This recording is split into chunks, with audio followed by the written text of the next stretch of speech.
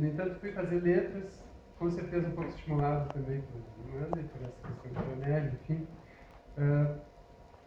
E, no final das contas, por acaso, em 2009, fiz letras na PUC, e em 2009 fui integrante da primeira leva de bolsistas de iniciação científica que foram trabalhar no Delta, que era um espaço, então, inaugurado recentemente na PUC, e engloba o acervo do Jonelli Machado e muitos outros escritores do Rio Grande do Sul, assim como amigos do Jonelli, Ciro Martins, Lila Ripoll, enfim. Então, foi em 2009 meu contato primeiro com essas fontes primárias, como se diz, que são os trabalhos que vieram da própria mão do Jonelli Machado, da própria mão do escritor.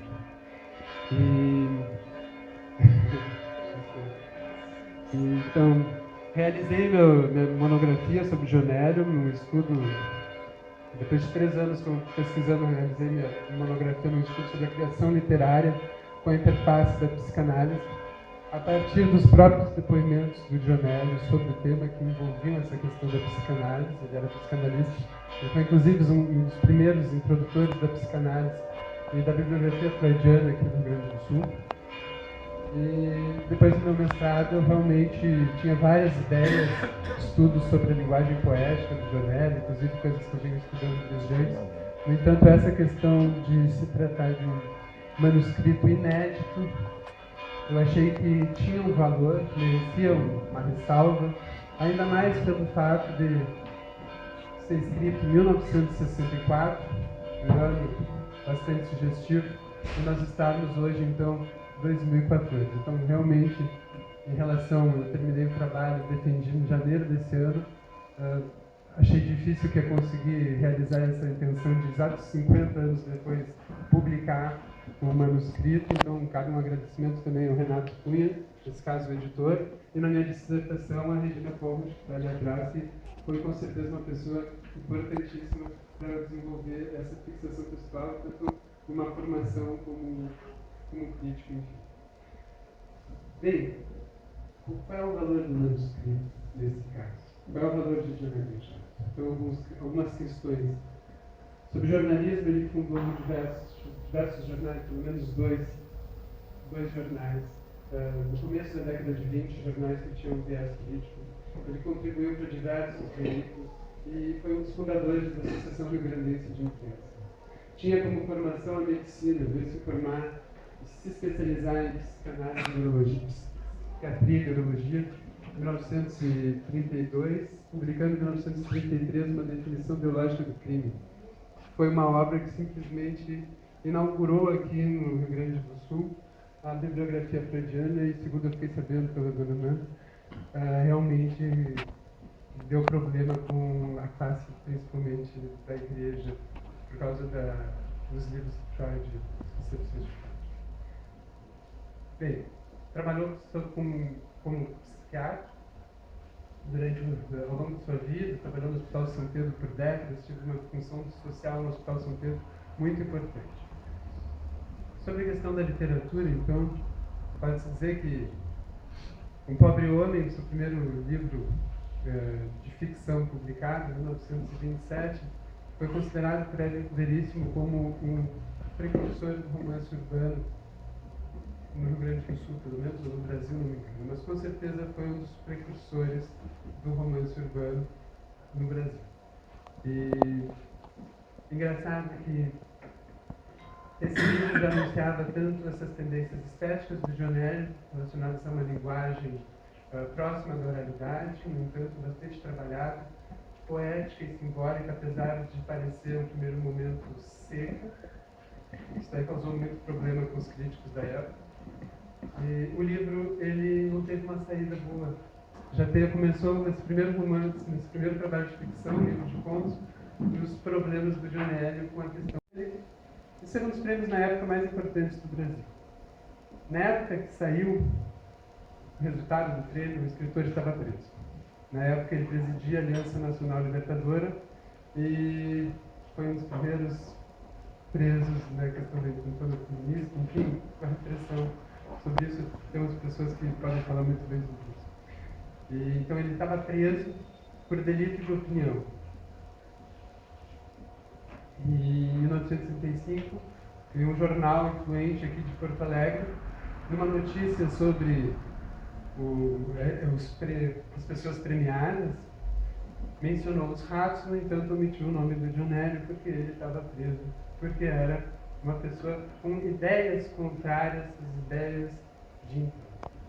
Então, aí inaugurou ao mesmo tempo o lançamento literário, ao mesmo tempo já ditou a sina que ia acompanhar, que ia ser A Sombra do Cárcere, 2 anos de prisão, e também essas dificuldades que ele teria na recepção de sua obra.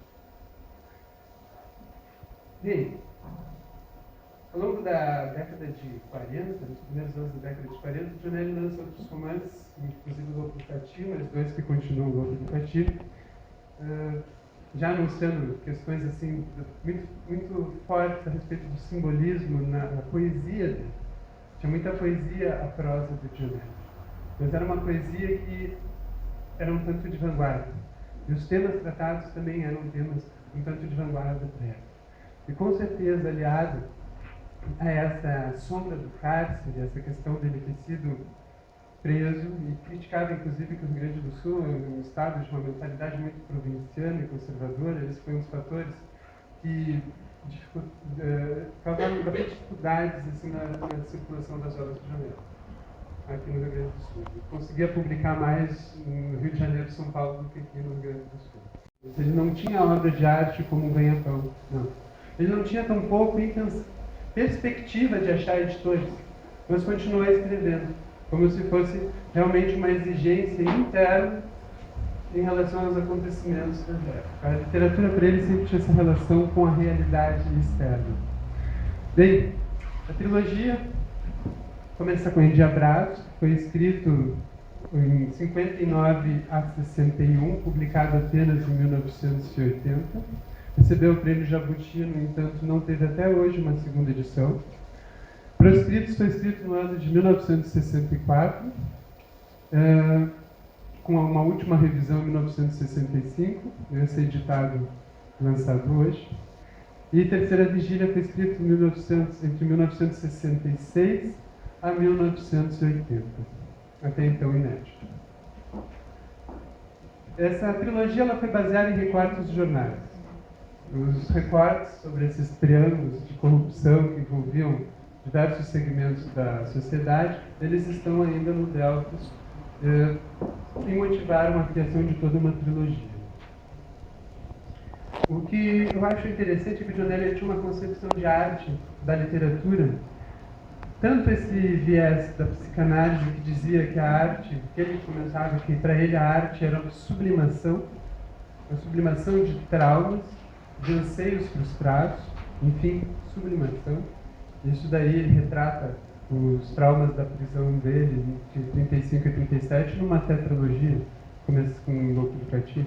Vocês podem ver que é bastante forte a linguagem desses romances, em especial do Lobo do Cati, e realmente dá para sentir tanta amargura interior colocada de alguma forma para fora através da literatura. Esse com outros romances. O manuscrito de Proscritos, acho que posso abrir aqui alguma...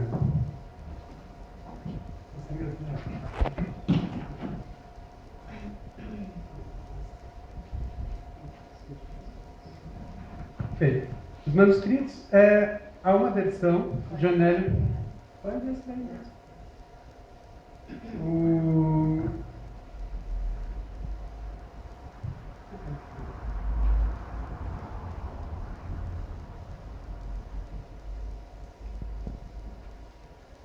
Sobre esse romance, Os Proscritos, Dionélio já tinha comentado diversas vezes que existia esse romance, inclusive com esse nome, seguindo o Endiabrados, fazia parte de uma trilogia. Ele já tinha comentado várias vezes em entrevistas ao longo da década de 60, do final da década de 60 até a década de 80. No entanto, ele permaneceu inédito. A primeira pessoa que trabalhou com esse romance, que merece crédito, foi Maria Zelisa Gravina, que organizou o acervo do Dionélio, e escreveu um artigo em que mencionava o Proscritos dentro do acervo, inclusive fixou algumas páginas, umas 2 páginas, do manuscrito. No entanto, esse trabalho parou por aí com fixação de 2 páginas num artigo e não foi retomado, até eu desenvolver essa fixação textual. E, bem, o trabalho com manuscrito, o processo de fixação textual, eu quero deixar claro que eu tentei de tudo que é forma manter o máximo fiel à concepção de Jonélio Machado, legada pelo romance. Eu vou mostrar para vocês um pouco da dificuldade que eu tive ao longo desses 2 anos. Bem, o manuscrito continua nos Delfos, onde tem um acervo do escritor no 7º andar na biblioteca da PUC. Bem, vocês notam que não é fácil. Estou enxergando. Essa página é uma página um pouco rabiscada, bem pouco. Tem páginas muito mais rabiscadas do que essa.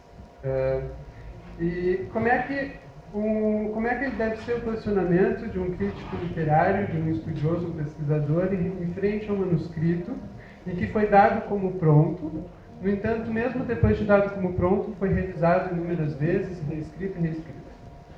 Bem, então a postura eu busquei partir do conceito assim, de humildade, tentar não me meter de certa forma, ou pelo menos o mínimo possível no manuscrito. Naturalmente, essa subjetividade pesquisadora influencia de uma forma ou outra.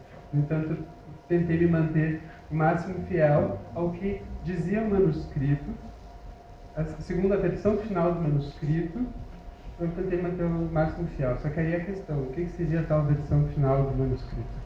Então, para isso, eu usei bastante estudo voltado à linguagem poética do Jonélio Machado, inclusive muitas concepções, eu fiz um levantamento de concepções sobre linguagem do Jonélio dentro do acervo, inclusive rascunhos de cartas para revisoras de virtuais editores, enfim, concepções do Jonélio sobre a linguagem, as quais foram muito importantes para tentar me manter fiel ao que seria a última versão do manuscrito. Então, o que eu acho interessante de comentar aqui, por exemplo, o Jonélio usava os tais grifos, palavras grifadas, às vezes com ondulado, às vezes em negrito, e isso daí causou certo atrito com críticos da época, como Moisés Velhinho aqui no Rio Grande do Sul. Participaram dessa monografia, minha esposa, que teve que me aguentar ao longo desses anos, ajudou, Dona Amanda, a Regina Costa, meus familiares que também apoiaram. Deixar um agradecimento e dizer que realmente parem e pensem que eu acredito que se nós nos distanciarmos um pouco desse momento, vamos ter uma clareza do quão valioso é esse momento do lançamento desse romance. Então tá, muito obrigado.